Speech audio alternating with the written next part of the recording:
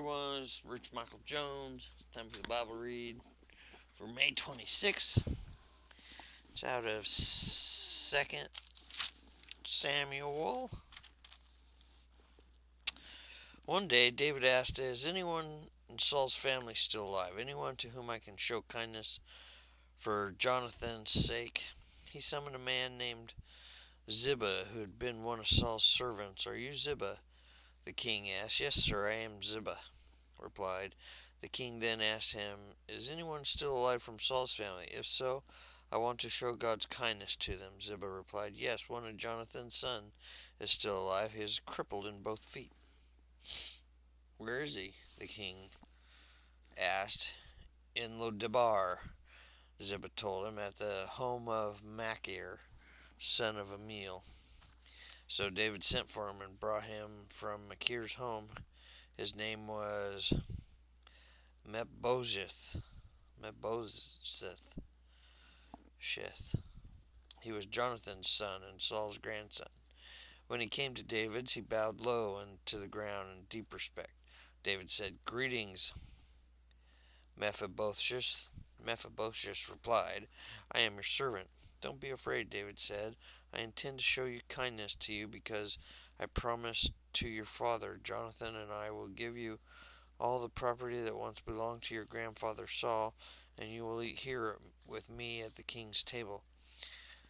Mephibosheth bowed respectfully and exclaimed, "Who is your servant that you should show such kindness for a dead dog like me?" Then the king summoned Saul's servant Ziba and said, "I have been given your master's grandson everything that belonged to Saul and his family. You and your sons and servants are to farm the land for him to produce food for your master's household, but Mephibosheth, your master's grandson, will eat here at my table." "Ziba and 15 sons and 20 servants," Ziba replied. "Yes, my lord, the king, I am your servant, and I will do all that you have commanded." And from that time on, Mephibosheth ate regularly at David's table like one of the king's own sons.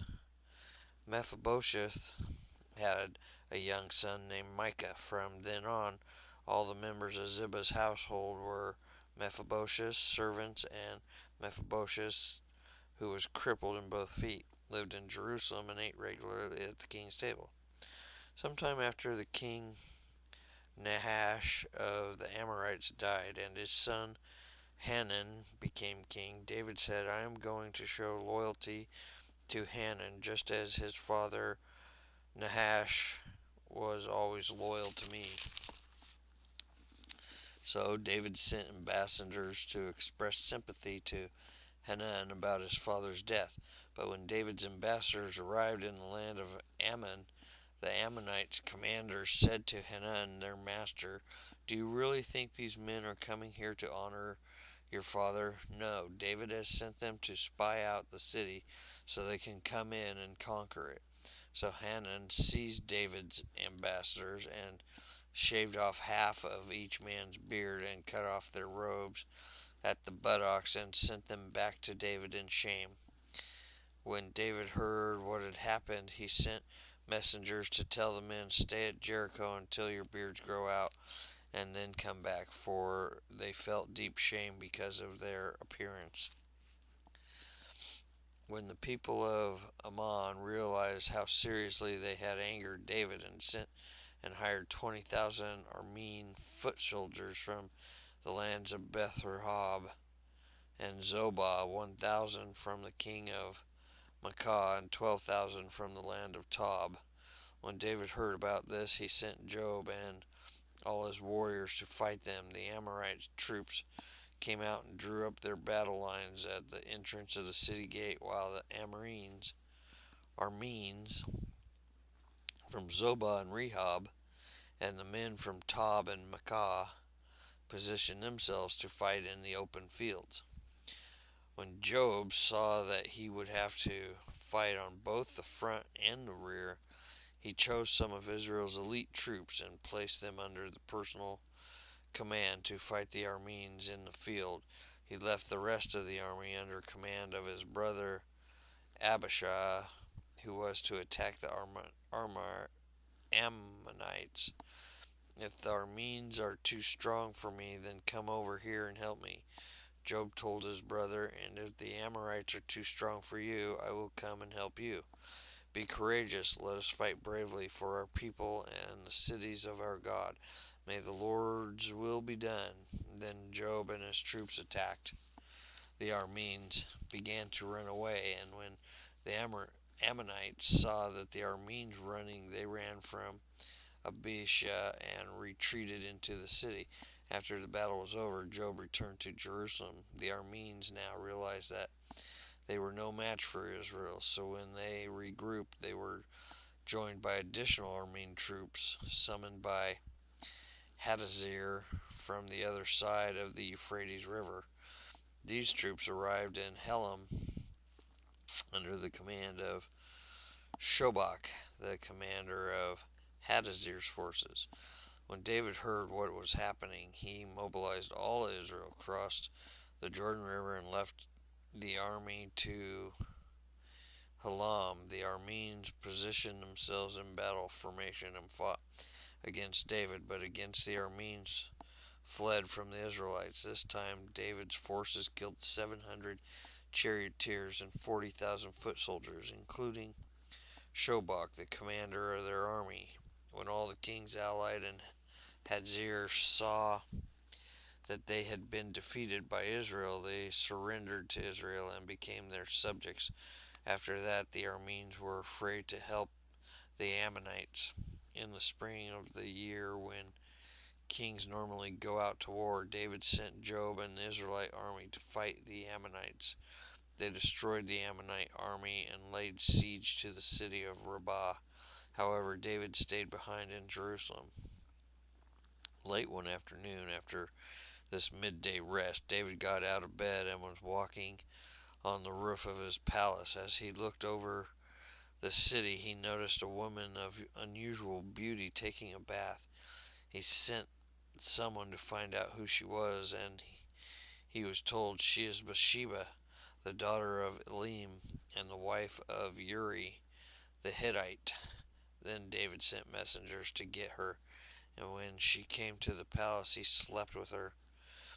She had just completed the purification rites after having her menstrual period. Then she returned home later. When Bathsheba discovered that she was pregnant, she sent a message saying, "I'm pregnant." Then David sent word to Job, "Send me Uriah the Hittite." So Job sent him to David. When Uriah arrived, David asked him how Job and the army were getting along and how the war was progressing. Then he told Uriah, "Go on home and relax." David even sent a gift to Uriah after he had left the palace, but Uriah didn't go home. He slept that night at the palace entrance with the king's palace guard.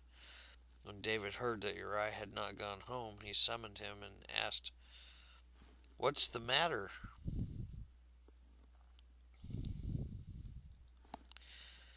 "What's the matter? Why didn't you go home last night after being away for so long?" Uriah replied, "The ark and the Aramites, armies of Israel and Judah, are living in tents, and Job and my master's men are camping in the open fields. How could I go home to wine and dine and sleep with my wife? I swear that I would never do such a thing." "Well, stay here today," David told him, "and tomorrow you may return to the army." So Uriah stayed in Jerusalem that day and the next. Then David invited him to dinner and got him drunk, but even then he couldn't get Uriah to go home to his wife. Again he slept at the palace entrance with the king's palace guard. So the next morning David wrote a letter to Job and gave it to Uriah to deliver. The letter instructed Job, "Station Uriah at the front lines where the battle is fiercest, then pull back so that he will be killed." So Job assigned Uriah a spot close to the city wall where he knew the enemy's strongest men were fighting. And when the enemy soldiers came out of the city to fight Uriah the Hittite was killed along with several other Israelite soldiers. Then Job sent a battle report to David. He told his messengers, "Report all the news at the battle of the king, but he might might get angry and ask, why did the troops go so close to the city? Didn't they know where they would be shooting from the walls?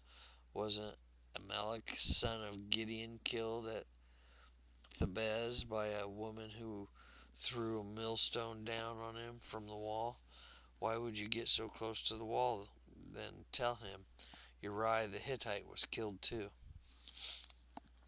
So the messenger went to Jerusalem and gave a complete report to David. The enemy came out against us in the open fields, he said, and as we chased them back to the city gate, the archers on the wall shot arrows at us. Some of the king's men were killed, including Uriah the Hittite. Well, tell Job not to be discouraged, David said. The sword devours this one today and that one tomorrow. Fight harder next time and conquer the city. Then Uriah's wife heard that her husband was dead. She mourned for him. When the period of mourning was over, David sent for her and brought her to the palace, and she became one of his wives. Then she gave birth to a son, but the Lord was displeased with what David had done. Yeah, displeased. Second read is in John 15. Thank God for Jesus. I, Jesus, am the true grapevine, and my Father is the gardener. He cuts off every branch of mine that does not produce fruit, and he prunes the branches that do bear fruit, so they will produce even more.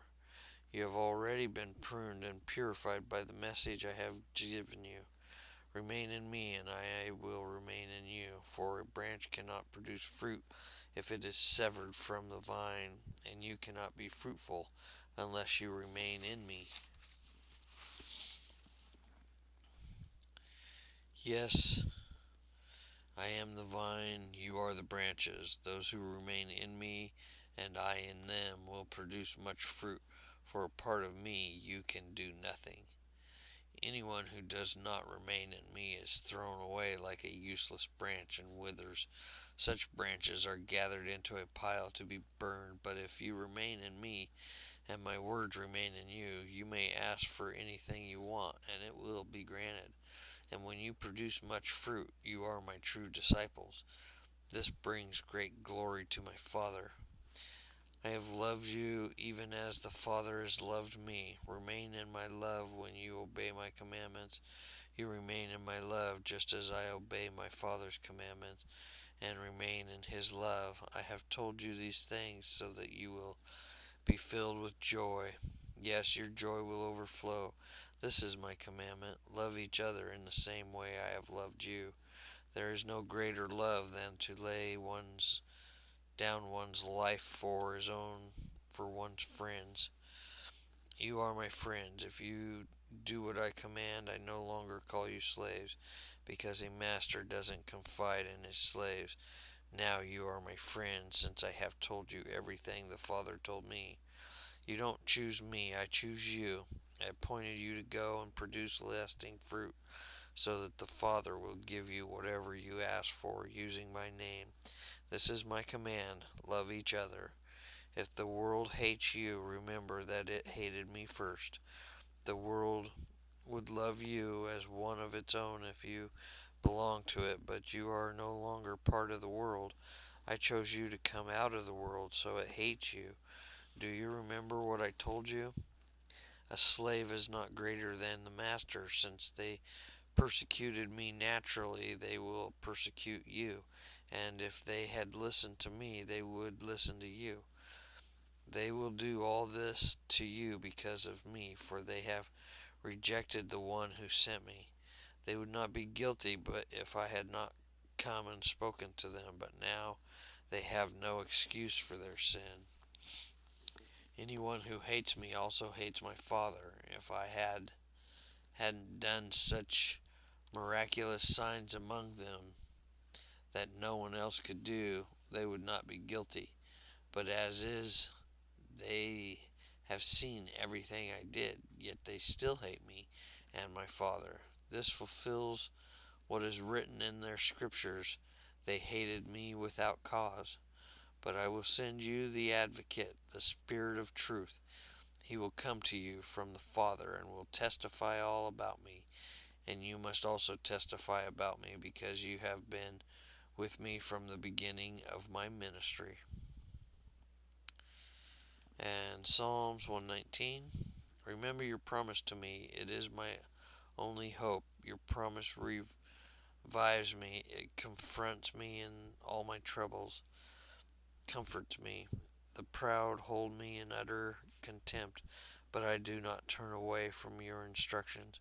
I meditate on your age-old regulations. O Lord, they comfort me. I become furious with the wicked because they reject your instructions. Your decrees have been the theme of my songs.